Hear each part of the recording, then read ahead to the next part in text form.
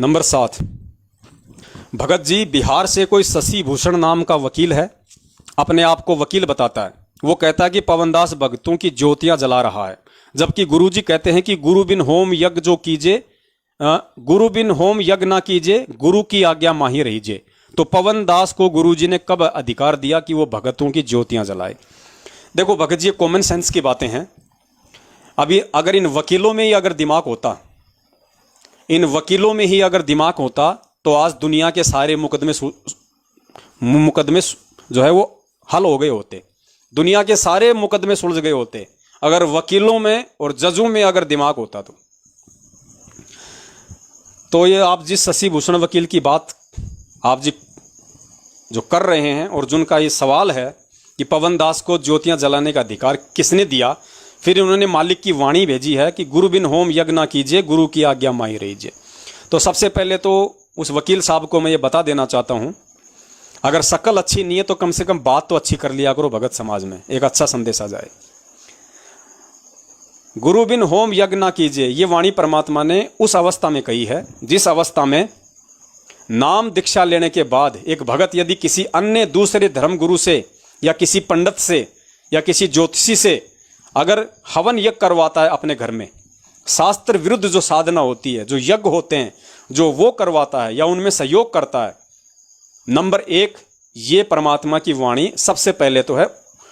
उन लोगों के लिए जो सतगुरु के भगत होने के बाद भी शास्त्र विधि को त्याग कर जो मनमाना आचरण समाज में जो लोग करते हैं, जो नकली धर्मगुरु करते हैं, जो पंडित लोग करते हैं, जा जाके हवन करना, यज्ञ करना, किसी का बेटा हो गया तो हवन करना, यज्ञ करना, किसी का मकान बन रहा है तो हवन यज्ञ करना,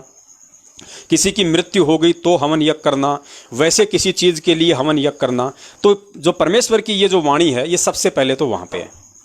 दूसरे नंबर पे ये जो परमेश्वर की वाणी है, ये उस हवन यज्ञ के लिए है जो हवन यज्ञ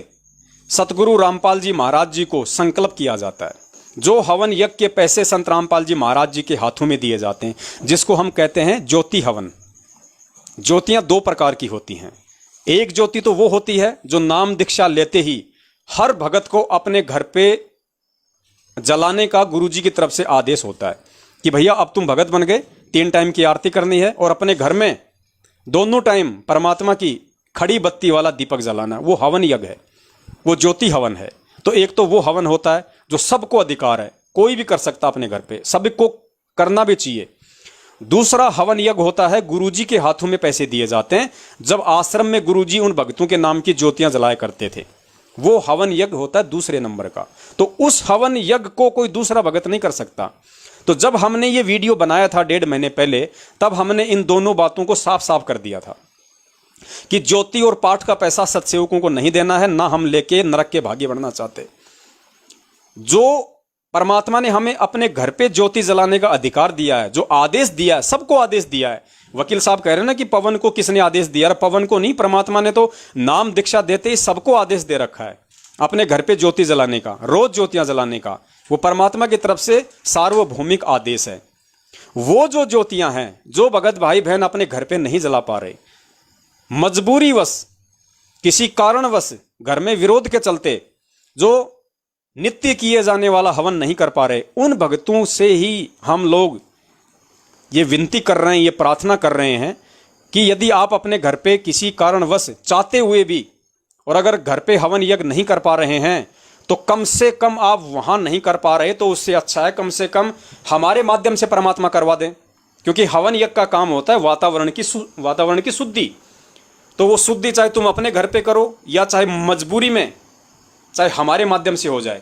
क्योंकि पैसा तो तुम्हारे लग रहा है, घी तो तुम्हारे पैसे से हो रहा है, सहयोग तो उसमें तुम्हारा ही है पूरा, हम तो खाली सेवा कर रहे हैं परमात्मा की। तो तुम नहीं कर पा रहे हो, उससे तो अच्छा है कि हमारे माध्यम से हो जाए। कम से कम वातावरण में तो परमेश्वर का एक मतलब एक वो सकारात्मक ऊर्जा जाएगी उस घी के हवन होने से। तो हम भगत जी उस हवन की बात कर रहे हैं, हम उस हवन के लिए भगत समाज को कह रहे हैं और भगत समाज हमें उस ज्योति हवन के पैसे भेज रहा है, जो हवन यज्ञ परमात्मा ने प्रत्येक भगत को रोज अपने घर पे करने का आदेश दिया हुआ है। तो इस वाणी के अनुसार जो हवन यज्ञ है कि गुरु बिन होम यज्ञ ना कीजिए, गुरु की आज्ञा माई रहीजे, वो ज्योति हवन है जो केवल गुरु जी को ही संकल्प किया जाता है, वो उसका पैसा हम नहीं ले रहे भाई। तो ये शशि भूषण जी अगर लाइव देख रहे हैं तो बहुत अच्छी बात है, अगर नहीं देख रहे हैं तो वकील साहब तक ये बात उनको पहुंचा देना और उनको ये भी बोल देना कि वकील साहब, गुरुजी ने सत्संग में कहा था कि बच्चों यहाँ का पीएचडी का ज्ञान समझ में आना बहुत आसान है, लेकिन ये परमात्मा का तत्व ज्ञान समझ में आना बच्चों का काम नहीं है।